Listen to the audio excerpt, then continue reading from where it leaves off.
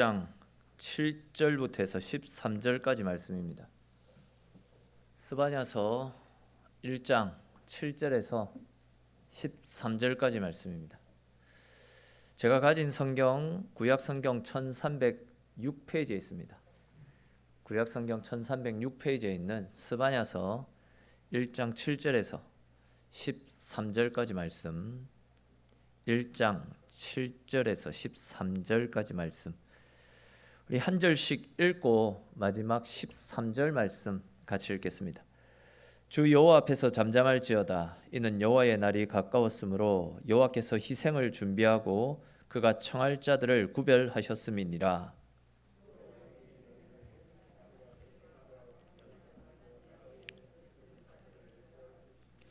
그날에 문턱을 뛰어넘어서 포악과 거짓을 자기 주인의 집에 채운 자들을 내가 벌하리라.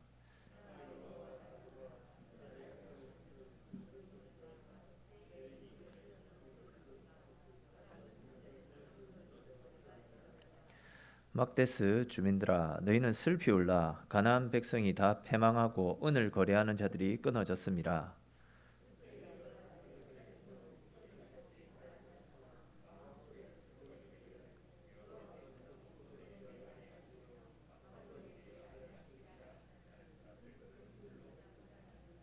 같이 읽겠습니다. 그들의 재물이 노략되며 그들의 집이 황폐할 것이라. 그들이 집을 건축하나 거기에 살지 못하며 포도원을 가꾸나 그 포도주를 마시지 못하리라. 아멘.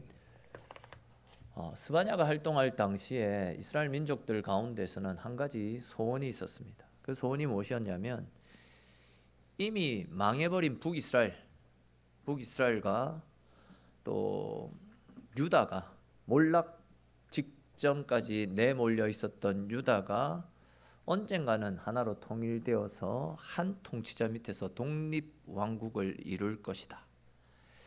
즉 그들의 마음속에는 하나님께서 모든 이방민족을 멸하시고 또 자신들을 해방시켜서 남과 북이 하나로 통일된 거룩한 이스라엘을 회복시켜 주실 것이다 라는 그런 소망, 그날을 꿈꾸고 살아가고 있었더랬습니다. 그들은 그날을 여호와의 날이라고 부르고 있었습니다. 아마 당시에 유다 사회에서는 대부분의 사람들이 이 여호와의 날을 꿈꾸고 소망 가운데 살아가고 있었을 것입니다.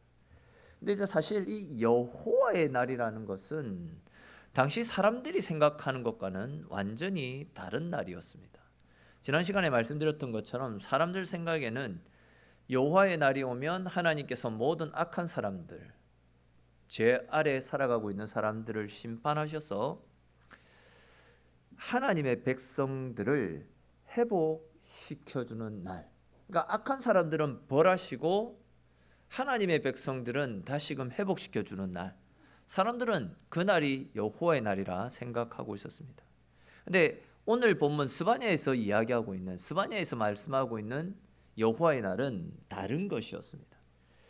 스바냐서에서 말씀하고 있는 여호와의 날이란 하나님의 말씀을 떠나서 우상을 숭배하고 온갖 죄와 악을 저지르며 살아가고 있었던 유다 백성들을 향한 하나님의 진노와 심판이 임하게 되어서 그들이 바벨론에 의해서 멸망받게 되는 것, 스바냐서에서 말씀하고 있는 여호와의 날은 유다가 멸망당하는 그날을 이야기하는 것입니다. 즉 하나님께서 더 이상 돌아올 기미가 보이지 않았던 그 유다 백성들을 향해서 그들을 심판하셔서 바벨론에 넘기시는 날, 그날이 여호와의 날이었다라는 거죠. 근데 이제 문제가 무엇이었냐면 당시에 활동하고 있었던 거짓 선지자들이 이 여호와의 날이 어떤 날인지 백성들에게 왜곡된 가르침을 선포하고 있었더랬습니다. 조금 자세히 말씀드리면 지난 시간에도 언급했듯이 하나님께서 무서운 심판을 예고하셨던 것은 지금이라도 그 길에서 돌아서라.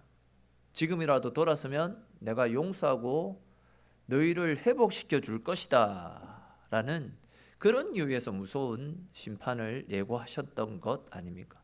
그런데 이제 당시 거짓 선지자들은 백성들을 책망하고 그들이 죄의 길에서 떠나 하나님 앞으로 돌아오도록 말씀 가운데 그들을 권면하기는커녕 오히려 이 여호와의 날을 축복의 날이라고 거짓 가르침을 선포했더랬습니다.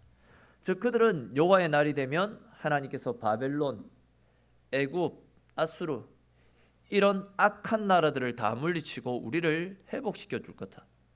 또한 그날이 되면 포로로 끌려갔던 북이스라엘도 다시금 우리 고국으로 돌아와서 이제 우리는 하나가 될 것이다.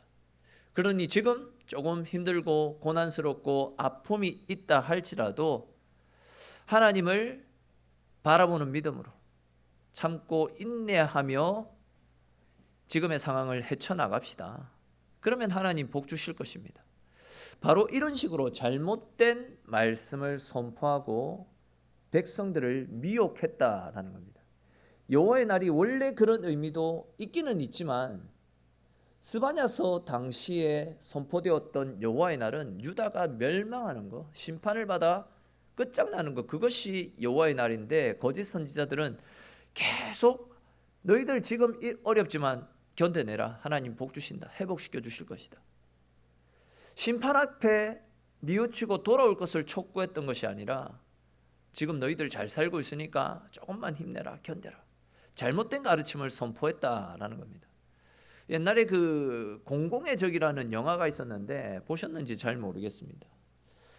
거기에 보면 고등학생이 조폭이 되고 싶어 가지고 경쟁적으로 그 조폭 사회에 뛰어드는 어떤 장면이 나타납니다. 분명 성인이라고 한다면 고등학생 학생들이 잘못된 길로 가면 그 길은 잘못된 것이다 라고 가르쳐주고 바른 길로 가도록 이끌어줘야 됨에도 불구하고 그 영화상에서는 조폭의 중간 보스 정도 되는 사람이 그 학생들에게 칼을 한 자루 내어줍니다. 그러면서 누군가를 죽여라 라고 사주합니다. 그러면서 한다는 소리가 무엇이냐면 너는 지금까지도 잘해왔지만 일만 성공하면 너의 미래는 보장된다. 물론 감옥에는 갔다 오겠지. 그러나 우리가 최고의 변호사를 선임해서 너의 형량을 최대한 줄여줄 것이고 또 네가 출소를 하게 되면 네 또래의 다른 아이들보다도 훨씬 높은 자리에서 조직을 이끌어가는 핵심 간부로 일을 할 수 있게 될 것이다. 그러니 다른 거 생각하지 말고 그날만 생각하면서 그 사람을 죽이라 라고 죄를 부추기는 장면들이 나타납니다. 저는 그 영화를 보면서 영화지만 저런 인간이 다 있노 이런 생각이 들었을 정도로 화가 났더랬습니다. 아직 고등학생밖에 안 된 친구가 공부가 아니라 조직 세계에 끼어들어가지고 그것으로 성공하고 출세하고자 하는 꿈을 이야기하면 여러분 보통 상식을 가지고 있는 사람이라고 한다면 자식을 키우는 부모의 입장이라고 한다면 그 아이는 때려서라도 돌려보내야 되는데 오히려 칼을 쥐어줍니다. 그러면서 살인을 부추기고 그렇게 하면 너의 미래가 보장될 것이다 라는 말도 안 되는 소리를 하는데 보는 내내 우라통이 터져 올랐더랬습니다. 근데 이제 오늘 본문의 상황이 바로 그런 상황을 묘사하고 있습니다. 선지자라고 한다면 선지자가 누굽니까? 하나님의 말씀 그대로 선포하는 게 선지자입니다. 선지자라고 한다면 말씀을 떠나서 죄악길에 접어든 사람들, 하나님의 길에서 점점 멀어져 가고 있는 사람들을 다시금 하나님 품으로 돌려 세워야 되는 사람 아닙니까? 하나님을 떠나가고 있는 그들의 죄를 지적하고 그러면 죽는다. 하나님 주시는 말씀 그대로를 선포해야 되는데 이 사람들은 오히려 그들의 먹거리가 떨어질까 봐, 그들에게 돌아오는 양식들이 떨어질까 봐 오히려 아니다, 당신들 잘하고 있다. 참고 견디면 여호와의 날이 우리 가운데 임하여서 너희들의 삶이 회복될 것이다. 하나님의 뜻과 정반대되는 말씀만 계속 선포했다라는 겁니다. 즉 지금은 우리 유다가 바벨론의 압제를 받고 있고 나라가 위태로운 상황에 놓여 있지만 하나님은 우리를 회복시켜 주실 것이다. 여러분, 죄악된 길에서 벗어나는 것, 죄악된 길에서 돌아서서 하나님의 은혜를 누릴 수 있는 방법이 무엇입니까? 다른 것이 아니라 죄를 회개하고 말씀 앞으로 돌아오는 것 아닙니까? 다시금 하나님께로 돌아서서 지난날의 죄를 회개하고 하나님을 찾을 때에 여호와의 날, 그 여호와의 날로부터 해방되고 주님의 은혜를 누릴 수 있게 되는 겁니다. 근데 이런 가장 기본이 되는 일에 대해서는 전혀 일체의 언급도 없이 그냥 무조건 참아라, 인내해라, 하나님이 우리를 불쌍히 여기시고 우리를 회복시켜 주실 것이다 라고 말하는 겁니다. 이것은 백성들에게 희망을 주는 것이 아니라 오히려 백성들을 죽음의 길로 내몰고 있는 겁니다. 어떤 상황이냐면 100m 앞에 낭떠러지 절벽이 있다고 칩시다. 열심히 달려가고 있는 사람들이 있습니다. 앞에 낭떠러지가 있는 줄도 모르고 전력을 다해서 달려가고 있습니다. 그 사람들을 살리는 길이 무엇입니까? 멈춰서라, 돌아서라. 그것이 그들을 살리는 길인데 오히려 박수를 치면서 빨리 달리세요, 빨리 달리세요, 1등 하세요, 이래 말하면 다 죽는 거잖아요. 당시 선지자들이 그 짓을 하고 있었다라는 겁니다. 이런 상황 속에서 스바냐 선지자는 거짓 선지자들과 어리석은 백성들을 향해서 무슨 말도 안 되는 소리냐, 여호와의 날은 우리가 회복되는 날이 아니라 오히려 하나님의 심판으로 어둡고 캄캄한 절망의 날이 될 것이다 라고 선포하고 있는 겁니다. 오늘 보면 7절 말씀 우리 같이 한번 읽어봅시다. 7절 말씀입니다. 주 여호와 앞에서 잠잠할지어다. 이는 여호와의 날이 가까웠으므로 여호와께서 희생을 준비하고 그가 청할 자들을 구별하셨음이니라. 아멘. 무슨 이야기냐면 지금 스바냐 선지자는 거짓된 예언으로 백성들을 미혹하고 있는 거짓 선지자들을 향해서 이미 하나님께서 우리를 심판하시겠다라고 계획을 세우셨으니 모두 엉뚱한 소리 제발 좀 집어치우고 여호와 앞에서 잠잠하라라고 거짓 선지자들을 꾸짖는 말씀입니다. 또한 7절에 보시면 희생을 준비하고 그가 청할 자들을 구별하셨다라는 표현이 나타납니다. 이 말씀은 원래 굉장히 은혜로운 말씀이거든요. 원래 이 표현은 백성들이 하나님 앞에서 화목 제물을 드릴 때, 화목 제사를 드릴 때 사용하는 표현으로서 이 굉장히 은혜스러운 표현입니다. 원래는 이 상황이 어떤 상황이냐면 그냥 간단하게만 말씀을 드릴 테니까 한번 잘 들어보십시오. 화목제라는 것은 죄를 용서받기 위해서 드리는 제사가 아니라 말 그대로 하나님과 화목하기 위해서 드리는 제사가 화목제입니다. 일반적으로 우리가 누군가와 친해지기 위해서 가장 많이 쓰는 방법 중에 하나가 뭡니까? 만나서 식사하는 것 아닙니까? 식사를 통해서 같이 대화를 나누고 그러면서 관계를 회복시켜 나갑니다. 그래서 이제 어떤 회사에서는 아주 중요한, 굉장히 중요한 것을 결정해야 되는 회의가 있을 때에는 직원들이 함께 식사를 한 다음에 회의를 하는 경우도 있다라고 하더라고요. 딱딱한 회의가 되지 않도록 분위기를 식사를 통해서 화기애애하게 만드는 다음에 회의를 진행한다라고 합니다. 화목제사도 이런 개념입니다. 화목제사를 통해서 하나님과 함께 식사를 하고 또 그 식사를 통해서 하나님과 화목을 추구하는 마음으로 드리는 제사가 바로 화목제사입니다. 그렇기 때문에 원래 다른 모든 제사들은요, 제사 드리는 제물들 중에서 레위인들의 목숨 떼어놓고 전부 다 불로 다 태워서 하나님께 드립니다. 근데 이제 이 화목 제사만큼은 제사를 통해 하나님과 함께 식사 교제를 나누고 또 화목을 다진다라는 의미에서 불로 태우지 않고 극히 일부만 제물로 드리고 나머지는 제사를 의뢰한 그 사람에게 다 내어줍니다. 그리고 그 제물을 가지고 집으로 돌아가서 이웃들을 다 초청해가지고 그 이웃들과 함께 식탁에 교제를 나누도록 하는 것이 화목 제사입니다. 그러니까 이제 7절에 기록된 말씀을 다시 보십시오. 원래는 화목 제사가 이런 의미를 가지고 있는데 보시면 희생을 준비하고 그가 청할 자들을 구별하셨다 이렇게 말씀하고 있습니다. 앞에서도 말씀드렸듯이 원래의 의미는 화목 제사를 드리고 나서 함께 식사의 교제를 나눌 사람들을 초대할 때 사용하는 표현입니다. 내가 가진 것을 나누고 함께 식사하고 굉장히 은혜스러운 말씀입니다. 근데 이제 오늘 말씀에서는 원래 이런 의미와는 완전히 다른 의미로 말씀이 선포되고 있습니다. 하나님께서 지금 희생 제물을 준비하셨는데 하나님이 준비하신 희생 제물은 다른 것이 아니라 놀랍게도 유다 백성들이었습니다. 그리고 유다 백성이라는 잘 차려진 음식을 나누어 먹기 위해서 사람들을 초청하셨는데, 초청받아서 오는 사람들이 누구냐면 이방 민족들이었습니다. 그러니까 지금 스바냐가 언급하고 있는 화목제사는 하나님과 화목하고 좋은 관계를 맺어 나가기 위한 기쁨의 축제가 아니라 오히려 유다 백성들이 제물이 되어서 사람들에게 뜯기고 짓밟히는 죽음의 향년이 될 것이다 라는 무서운 저주의 말씀이 선포되고 있는 겁니다. 하나님이 당신 앞에 드려지는 이 거룩한 제사를 당신의 백성들을 내어주는 이런 진짜 말도 안 되는 안타까운 장면으로 말씀하시는 것. 그만큼 지금 하나님이 유다 백성들에게 화가 많이 나 있다라는 그런 이유겠죠. 근데 이렇게 유다 백성들이 화목 제물이 되어서 뜯기고 짓밟히는 이유가 무엇입니까? 그들이 먼저 하나님과의 언약을 깨트렸기 때문이다라고 말씀하고 있습니다.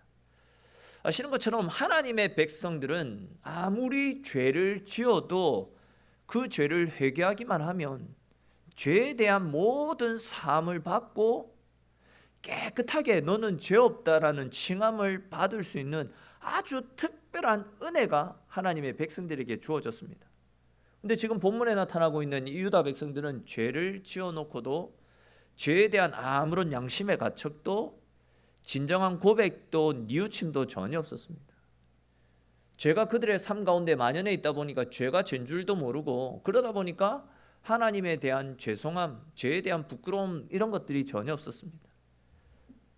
그 농도가 가면 갈수록 짙어졌기 때문에 이제 하나님께서 참고 참으시다가 그들을 희생, 화목, 제물로 내어주시겠다라고 대대적인 심판을 예언하셨던 거죠.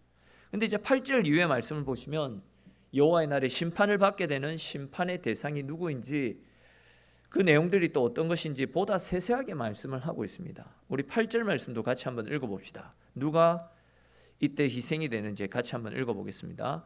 여호와의 희생의 날에 내가 방백들과 왕자들과 이방인의 옷을 입은 자들을 벌할 것이며. 아멘. 여러분, 여호와의 날에 심판을 받는 대상자들이 누구라고 말씀하고 있습니까? 방백들, 그리고 왕자들, 이방의 옷을 입은 자들, 그렇게 세 부류의 사람들이 심판을 받을 것이다 라고 말씀하고 있잖아요. 아시는 것처럼 방백은 고위 관리들을 이야기합니다. 또 왕자들은 왕족이죠. 말 그대로 왕의 아들들을 이야기합니다. 역대기서나 열왕기서 말씀해 보시면 유다가 바벨론에 의해서 짓밟히고 포로로 끌려갈 때에 실제로 이제 유다의 방백들과 왕족들, 왕자들이 피를 철철 흘리면서 눈이 뽑히고 쇠사슬에 묶여가지고 짐승처럼 끌려가는 장면들이 나타나지 않습니까? 이런 무서운 심판이 예언되었을 때라도 돌아서면 되었는데 그렇게 끝까지 버티다가 결국 예언된 그대로 그들이 짐승처럼 끌려가게 되었던 겁니다. 이렇게 높은 자리에 있는 사람들이 비참한 꼴을 당하게 되는 이유가 무엇입니까? 나라의 지도자들이 본을 보여야 됨에도 불구하고 본이 되기는커녕 그들이 오히려 죄를 짓고 악한 삶을 살아가는 데 있어서 앞장섰기 때문입니다. 무지한 백성들을 죄의 길에서 돌이켜야 되는데 오히려 무지한 백성들을 죄의 길로 더욱더 깊은 곳으로 이끌었기 때문입니다. 근데 보시면 하나님께서 심판을 예고하셨던 대상들 중에 이방인의 옷을 입은 자들도 나타나고 있습니다. 그들은 실제로 이방인들을 가리키는 것이 아닙니다. 이들은 유다의 백성이면서도 이방인의 옷을 입은 사람들입니다. 즉 하나님의 백성이면서도 이방인의 간스, 이방인의 행실, 이방인이 쫓아 행하였던 거짓 우상들의 그들의 인생을 맡기며 살아갔던 사람들, 이런 사람들을 이방인의 옷을 입은 자다라고 표현을 하고 있습니다. 다시 말해서 하나님의 백성이면서도 옳은 행실을 버리고 이방인들의 악한 행실을 본받아서 악을 행했던 자들, 그들 역시도 심판의 날 하나님의 진노 아래서 심판을 받게 될 것이다 라고 말씀하고 있습니다. 또 이어지는 9절 말씀에도 보십시오. 그날에 문턱을 뛰어넘어서 포악과 거짓을 자기 주인의 집에 채운 자들을 내가 벌할 것이다, 이렇게 말씀하고 있습니다. 이 말씀에도 보시면 문턱을 뛰어넘는다라는 표현이 있죠. 이 말씀은 사람들이 성전을 왔다 갔다 하기는 하지만 실제로 삶에는 전혀 변화가 일어나지 않았던 사람들을 가리키는 표현입니다. 사실 하나님께서 당신의 백성들에게 원하시는 삶은 거룩한 삶이 아닙니다. 우리가 연약하다라는 것 하나님 다 알고 계십니다. 우리가 거룩하게 살 수 없다라는 것 하나님 다 알고 계십니다. 그렇기 때문에 하나님은 우리가 성전을 오고 가면서 우리의 부족한 부분들을 하나님의 말씀으로 하나씩 하나씩 고쳐나가고 하나님이 원하시는 삶, 하나님이 원하지 않는 삶에서 돌이켜서 하나님께로 가까이 나오는 삶을 원하고 계신다라는 거죠. 즉 오늘 말씀과 관련해서 생각해 보면 우리의 죄를 주님께 가지고 나아가서 죄를 회개하고 주님이 주시는 은혜의 용서를 받고 돌아가기를 하나님 원하고 계신다라는 거죠. 그런데 이제 이스라엘 백성들은 하나님에 대한 아무런 경외감 없이 앞에서도 말씀드렸듯이 죄가 그들의 삶 가운데 만연해 있다 보니까 죄를 지어놓고도 죄가 죄인 줄 모른 채 죄인이면서도 너무 당당하게 성전을 출입했던 겁니다. 마치 그냥 놀이터를 드나들듯이 아무 생각 없이 성전을 왔다 갔다 했더랬습니다. 그 결과 그들은 그렇게 오랫동안 평생을 빠지지 않고 신실하게 성전을 왔다 갔다 했으면서도 아무런 삶의 변화가 일어나지 않았습니다. 9절 중반 이후에 보시면 포악과 거짓을 자기 주인의 집에 채운 자들, 이렇게 말씀하고 있듯이 그들은 오랫동안 성전을 출입했지만 여전히 포악과 거짓을 일삼으면서 불법을 행하면서 살아가고 있었다라는 그런 이야기입니다. 다시 말해서 그들은 하나님의 백성이지만 또한 입으로는 하나님을 믿는다라고 고백을 했지만 항상 불의를 행하면서 다른 사람을 짓밟으며 다른 사람의 눈에서 피눈물 나게 했던 굉장히 악한 사람들이었다라는 그 이야기입니다. 성전을 지속적으로 출입하면서도 그들은 죄에 대한 그 일체의 회개도 일어나지 않았었고, 그런 상태에서 나는 성전에 계속 출입하고 있으니까 여호와의 날이 오게 되면 나의 삶은 하나님으로부터 큰 상급을 받게 될 것이다. 하나님이 내가 성전을 열심히 출입했으니까, 헌금도 열심히 드렸으니까 나를 높이 세워주실 것이다. 이런 착각 속에서 신앙생활을 하고 있었다라는 겁니다. 근데 지금 스바냐가 하는 말은 착각하지 마라. 여호와의 날은 그런 자들을 향한 하나님의 무서운 심판이 임하는 날, 너희처럼 그냥 성전 뜰만 밟고 돌아가는 자들을 향한 하나님의 진노가 임하는 날이다 라고 말씀하고 있습니다. 그렇게 심판이 임하게 되면 어떻게 되는지 10절 11절 나타나고 있는데, 우리 10절 말씀 보시면 어문이 나타납니다. 여기에 나타나는 어자는 물고기 어자입니다.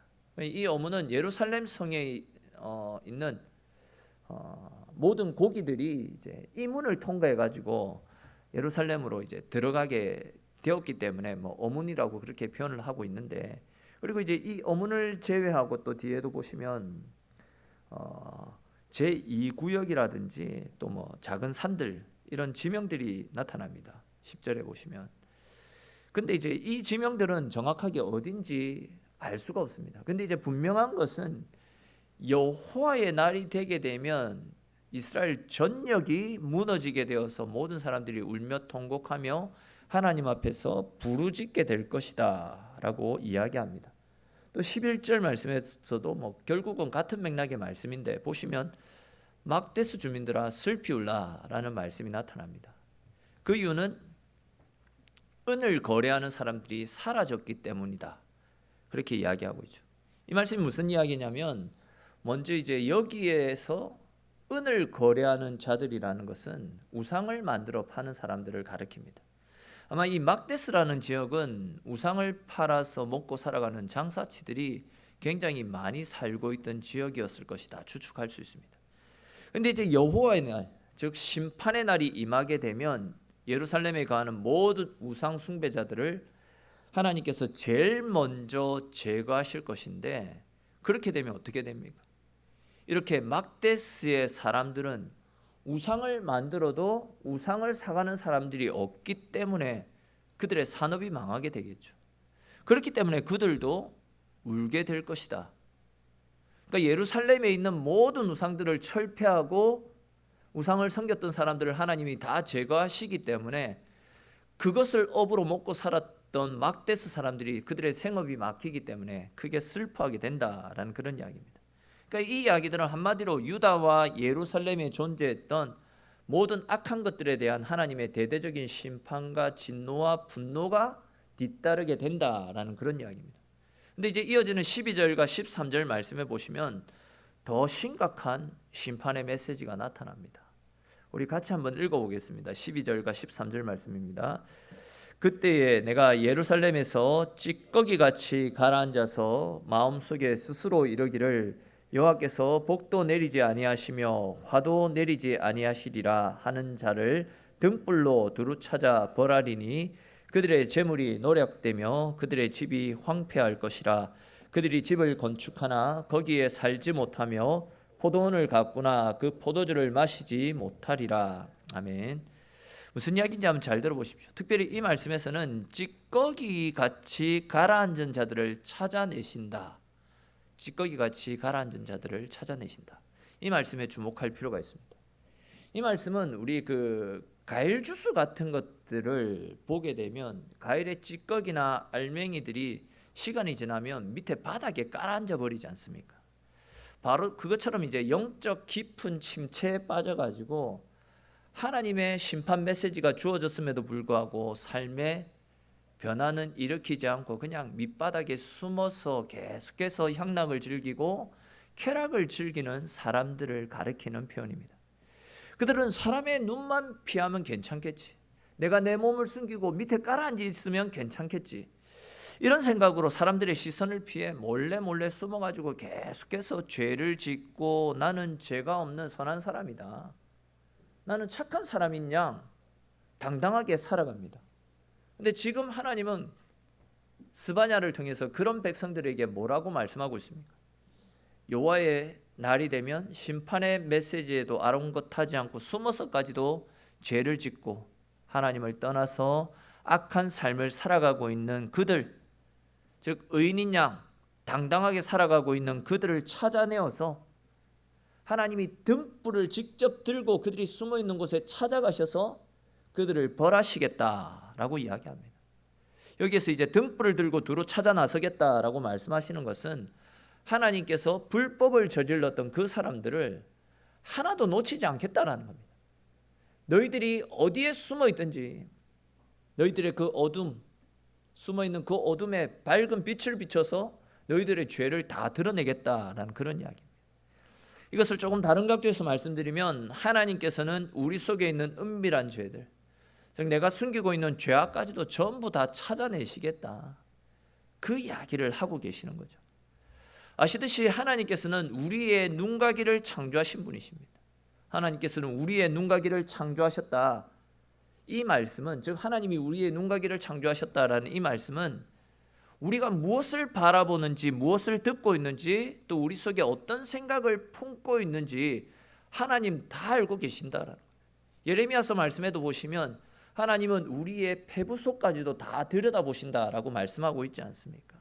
즉 우리는 하나님 앞에서 그 어떤 것도 숨길 수 없는 하나님 앞에서 발가벗겨진 존재가 우리들이다라는 겁니다. 그렇기 때문에 우리는 하나님 앞에 정직하게 살려고 노력해야 됩니다. 앞에서도 말씀드렸듯이, 또 제가 계속 말씀드렸듯이 하나님은 우리가 죄를 짓는다라고 해가지고 책망하시는 분이 아니십니다. 말씀 앞에 우리의 죄가 드러났음에도 불구하고 나는 죄 없는 사람인데요, 나는 아무 죄를 짓지 않았는데요, 나는 의인인 장, 이렇게 숨어가지고 지내는, 찌꺼기같이 숨어 지내는 그런 사람들을 벌하시는 분이십니다. 우리는 그렇기 때문에 나의 약함을 내려놓고 하나님이 우리의 죄를 드러내실 때 숨김없이, 때로는 부끄럽고 죄송하지만 주님 앞에 솔직하게 우리의 나약함들을 고백할 수 있어야 됩니다. 그것이 우리가 사는 길 아니겠습니까? 계속 말씀드렸듯이 우리의 죄를 비춰주는 것은 벌하기 위해서가 아닙니다. 살리기 위해서입니다. 십자가 앞에서 우리의 죄가 밝혀지는 것은 수치가 아닙니다.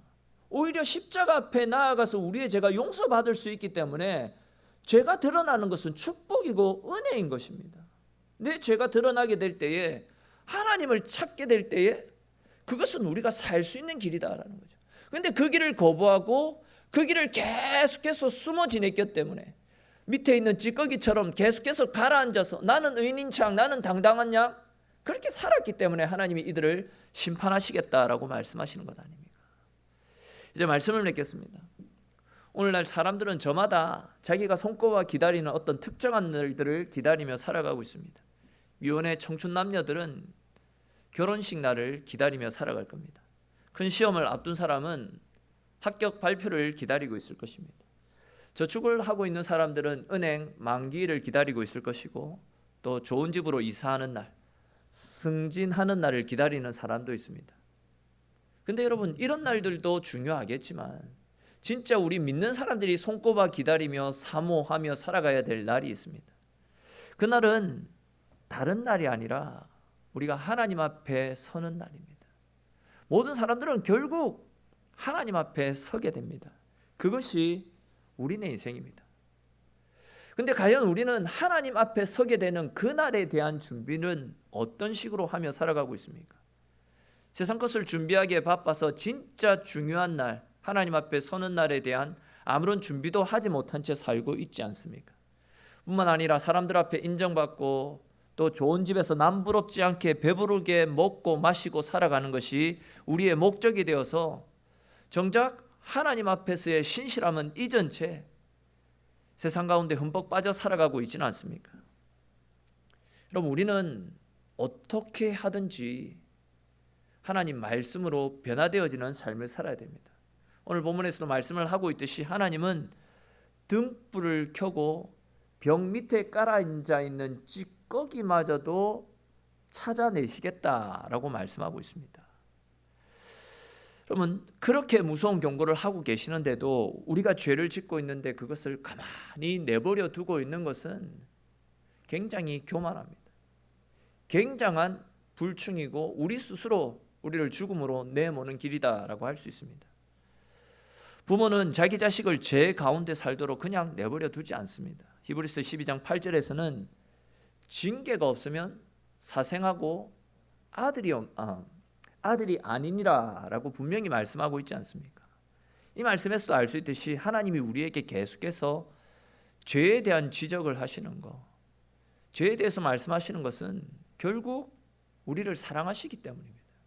나를 사랑하시기 때문에 우리 속에 있는 약함을 드러내어 보여주시는 것이고, 그것을 가지고 하나님 앞에 나와서 제 용서를 받고 영원한 천국의 길을 준비하라. 하나님이 우리에게 말씀을 주시고 우리의 약함을 보여주시는 이유가 바로 그런 것이다라는 거죠. 그러한 간섭이 싫고, 사실 싫죠. 때로는 버겁고 힘들기도 하지만 그것이 우리를 사랑하는 하나님의 방법인 겁니다. 그렇기 때문에 우리는 하나님의 말씀이 우리 가운데 들려오고 있음에 계속 감사할 수 있어야 됩니다.